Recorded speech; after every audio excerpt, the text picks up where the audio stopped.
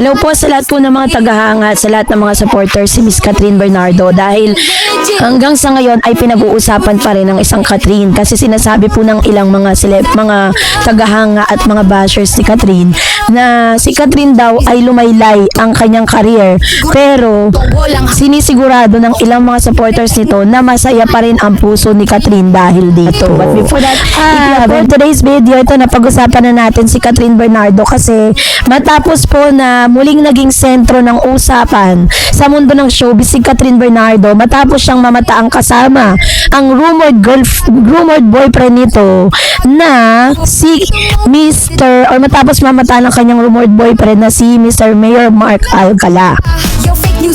Sa isang Sunday market, kasabay nito umugong din ang intriga na umano'y naapektuhan ang kanyang career dahil sa nasabing relasyon.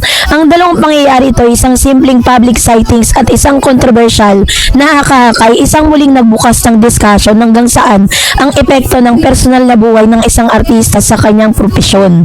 So ayon po sa ulat ng PEP or Philippine Entertainment Portal, na mataan sina Catherine at Mark na magkasama sa isang flea o Sunday market noong April 26, 2026. Kapansin-pansin umano ang kanilang pagiging komportable sa isa't isa habang nag-iikot sa mga stalls. Sa mga larawan na kumalat online, nakikita ang dalawa na magkasamang naglalakad, nakakinte habang nag-uusap, na tila relax at walang iniintinding intriga. May isang eksena pa na kinunan sila sa harap ng tindahan ng seafood kung saan makikita ang kanilang natural na interaction malayo sa scripted o stage na eksena. Para sa maraming netizen, ito ay tila isang soft launch ng kanilang relasyon. Isang hindi direktang pag-amin ngunit sapat para magbigay ng kompirmasyon. Hindi ito ang unang pagkakataon na nakita sila na magkasama sa mga nakaraang linggo at buwan. Nakita sila sa Thailand at Bhutan habang nagbabakasyon, namataan sa airport at malls. Nakuha pa ng video habang sweet sa escalator. Dahil sa mga ito, unti-unting nabubuo sa isipan ng publiko ang isang malinaw na larawan na hindi na ito ang simpleng chismis, kundi isang relasyon na hindi palang opisyal na inaamin. So, sa intriga naman, nalaglag ang karir dahil sa jowa, kasabay ng kilig na dulot ng kanilang mga sightings. May mga lumabas ding negatibong usap-usapan. Ayon sa Abante Tonight, may ilang basher na nagsasabing umano'y bumabagsak ang career ni Catherine dahil sa kanyang relasyon. Ang ganitong pahayag ay mabilis kumalat sa social media kung saan may mga netizen na nagsasabing nawawala raw ang mystique ng aktres at may iba nang naniniwalang naapektuhan ng kanyang image. At may ilan pang nag-uugnay ng kanyang personal na buhay sa kanyang professional success. Ngunit gaano ba ito katotoo? Kung susuriin ang karir ni Catherine Bernardo, malayo ito sa sinasabing pagbagsak. Sa katunayan, nanalo siya ng Best Actress sa FAMAS Award noong 2024. Isa siya sa pinakamataas na bayad na endorser sa bansa. Patuloy ang kanyang proyekto sa pelikula ng telebisyon. Bukod pa dito, ang kanyang pelikula at endorsement ay patuloy na tinatangkilik at patunay na nananatili siyang relevant at influential sa industriya. Yun po ba yung laos? Yun po ba yung sinasabi nilang bumabagsak daw ang karera? Pero ang dami pong award, ang daming project, hindi nauubusan ng proyekto at hindi nauubusan ng endorsement. Yun po ba yung bagsak ang career? So, bakit nga ba nauugnay ang love life sa career? 'Di ba? Minsan parang ano bang relasyon or bakit ba parang affected yung mga tao nung naiugnay yung love life niya sa karera niya sa ngayon? Kasi nga 'di ba may mga bashers or should I say mga supporters si Catherine na parang gusto nilang pangunahan yung puso ni Miss Catherine. Wala naman pwedeng mag-decide para sa kanya kundi yung sarili niya lang. Hindi niya naman po pwedeng turuan yung puso niya, 'di ba? At the same time is nag-move on na po ang lahat, 'di ba? At hindi man po, although alam natin kung sino po talaga yung gusto nating makatuluyan ni Catherine, pero tayo po ay mga taga-suporta lang.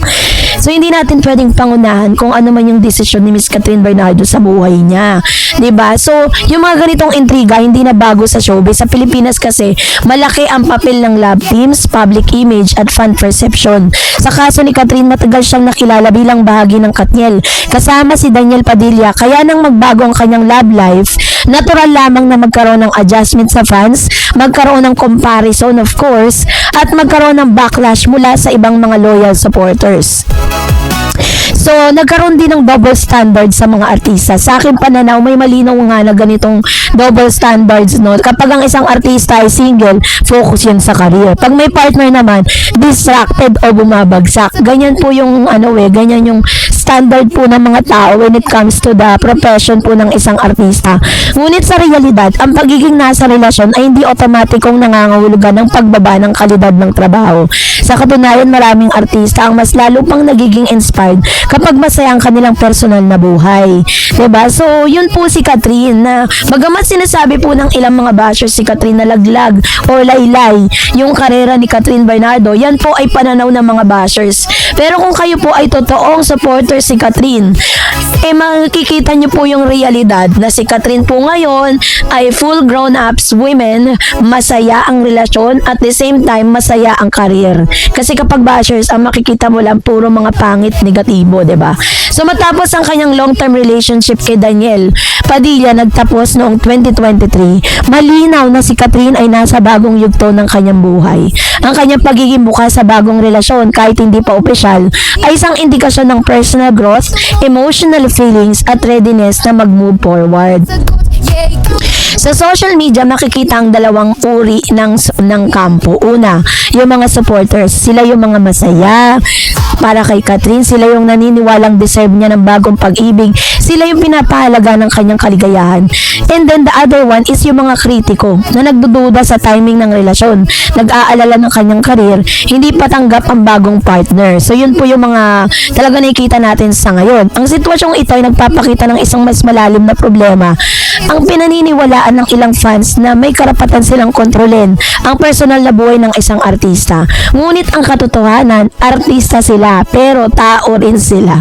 May sarili silang desisyon at mayroon din silang karapatang magmahal. So, although sinasabi natin na parang ang nagpapangit kasi sa image ni Mayor Mark dahil siya isang politiko at sinasabing red flag daw si Mayor dahil sa iba't ibang mga karelasyon nito.